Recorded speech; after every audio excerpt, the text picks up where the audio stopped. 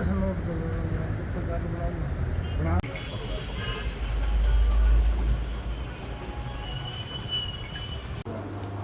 क्या कुछ कहना चाहेंगे, किस तरह से पकड़ा गया और ठगी किस तरह से असर करता था ये? देखिए, ये एक टास्क फ्रॉड के नाम की ठगी है, जिसमें जो विक्टिम को जो फ्रॉडस्टर है वो टास्क देता है। हमारे इस केस में जैसे उसको रेटिंग के लिए टास्क दिया गया, स्काई स्कैनर ऐप के थ्रू जो टिकट बुकिंग करती है उसके थ्रू उनको एक ग्रुप में ऐड कर दिया गया टेलीग्राम के, और वहाँ जाने के बाद उनसे कहा गया कि आप इसको लाइक करिए, ये टास्क करिए, और एक टास्क करने के बाद आपको कुछ अमाउंट मिलेगा। तो शुरुआत में इनको 1 2 3 बार छोटा छोटा अमाउंट जो है वो मिला, जिससे इनको मोटिवेशन मिला कि मैं और इन्वेस्ट करूं।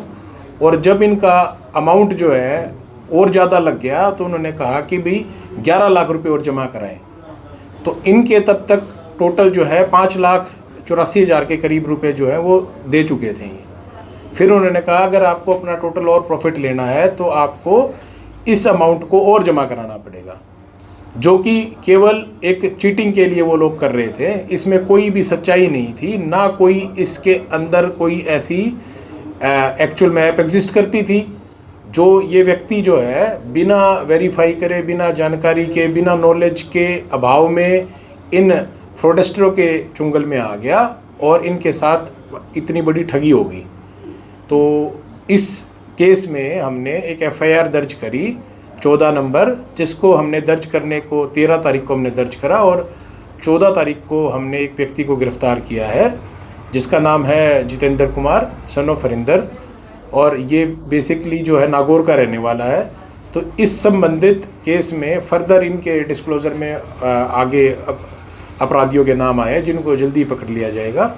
तो ये एक विशेष तरह का फ्रॉड है जो आज की डेट में प्रिवेलेंट है, जिसके लिए मैं गुजारिश भी करूंगा कि लोग ऐसे फ्रॉड जो टेलीग्राम, व्हाट्सएप और इस माध्यम से लोगों को आकर्षित करते हैं कि भाई आप टास्क पूरा करिए और ऐसे आपको पैसे मिलेंगे, इनके लुभावने ऑफरों में ना आए। ये एक साइबर ठगी का जो गैंग है जो इसको ऑपरेट करता है, और इस तरह के झांसे में ना आए।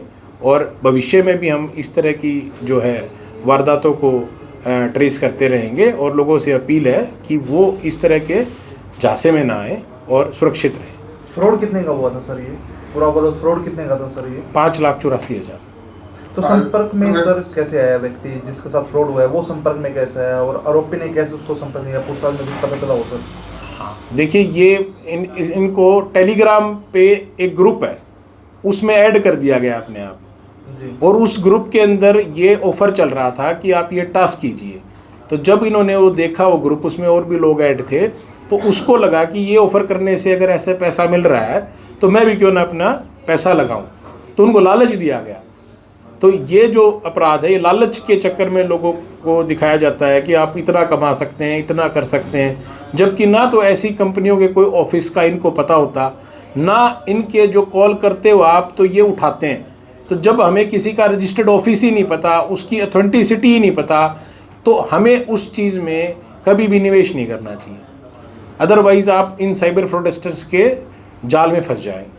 अब तक इस गैंग में कितने लोगों के नाम सामने आए हैं? कुल कितने लोग हैं जो इस तरह की ठगी कर रही हैं? देखिए, इस तरह की ठगी करने वाले तो बहुत गैंग्स हैं। हमारे केस से संबंधित अभी हमने एक अपराधी को इसको गिरफ्तार किया है। इससे संबंधित जो है 2 और व्यक्ति हैं जो इस काम में लगे हुए हैं, जिनको अभी हम जांच चल रही है हमारी उनके बारे में। तो अभी फ़िलहाल इतना ही सामने आया है। तो जिसके साथ ठगी हुई है ये व्यक्ति कहाँ का रहने वाला है? ये व्यक्ति सिरसा का रहने वाला है। क्या नाम है इसका? इनका जो है नाम तो ये एक सिरसा का ही व्यक्ति है जो अपने कब शिकायत की गई है, कितना समय हो गया? हाँ जी, ये देखिए, शिकायत इन्होंने हमारे को जो है फ़ेब के महीने में दी थी, और हमने उस पर काम करा, और फिर हमने काम करने के बाद जो है एफआईआर दर्ज करी, और एफआईआर दर्ज करने के बाद व्यक्ति को गिरफ्तार किया। सर, सबसे बड़ी बात है कि जो साइबर ठगी के इन दिनों में मामले आ रहे हैं, उसमें अधिकतर लोग पढ़े लिखे होते हैं जो लालच में फंस जाते हैं। क्या अपील करना चाहेंगे, क्या मैसेज देना चाहेंगे ताकि अधिकतर जो पढ़े लिखे युवा ना फंसे इस पूरे मामले में, या कोई भी ना फंसे? देखिए, साइबर अपराध में आपने बिल्कुल सही कहा कि पढ़े लिखे लोग इसका शिकार हो रहे हैं, क्योंकि जो ऐप्स का, स्मार्टफोन का यूज़ कर रहे हैं वो ज़्यादातर पढ़े लिखे लोग हैं। वो घर बैठे बैठे ही ऐसी ऐप्स के जरिए कुछ ना कुछ करने की सोचते हैं। तो वो आदमियों से मेरी अपील है कि बिना वेरीफाई करे सोर्स, हम कभी भी कोई कार्य करते हैं, कहीं हम बैंक में निवेश करते हैं तो हमें उसका ऑफिस तो पता होता है, फिजिकली हम जा तो सकते हैं। जहाँ पे भी हम किसी दफ्तर को या किसी जहाँ हम निवेश कर रहे हैं उसका फिजिकल दफ्तर नहीं पता, उनसे फिजिकली नहीं मिले हैं, वहाँ अपनी राशि इन्वेस्ट ना करें। देखिए आपके पास जब यही नहीं पता कि आपका ऑफिस कहाँ है, आपका ऑथेंटिसिटी क्या है, उसके बिना करना तो एक बेवकूफ़ी है।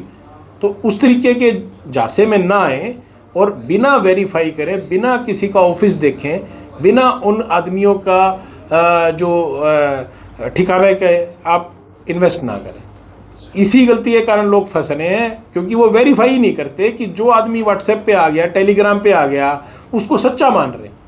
तो कोई भी व्यक्ति जो व्हाट्सएप पे, टेलीग्राम पे है, वो सच्चा ना हो, आप उसका एड्रेस वेरीफाई करें, आप उसके ऑफिस पे जाएं। जब उसका ऑफिस इस्टेब्लिश हो जाए, जब आप देख लें कि वो चीज़ पक्की है कि मैं यहाँ जाके इन आदमियों से मिल चुका हूँ, तभी उसको वेरीफाई करने के बाद इन्वेस्ट करें। क्योंकि इतनी जो राशि इन्वेस्ट कर रहे हैं, ये मेहनत की कमाई है। इस तरीके की चीज़ को करने से पहले वेरीफाई तो करना बनता है। जो व्यक्ति पकड़ा है उस पर कितने केस चल रहे हैं, उसका बैकग्राउंड सर क्या है, बैकग्राउंड क्या है? बैकग्राउंड क्या है? देखिए, इस पे व्यक्ति पे तो अभी ये जो है पहला ही केस है, क्योंकि इससे पहले तो कोई इनके ऊपर केस अभी तक मेरी उसमें नहीं आया संज्ञान में।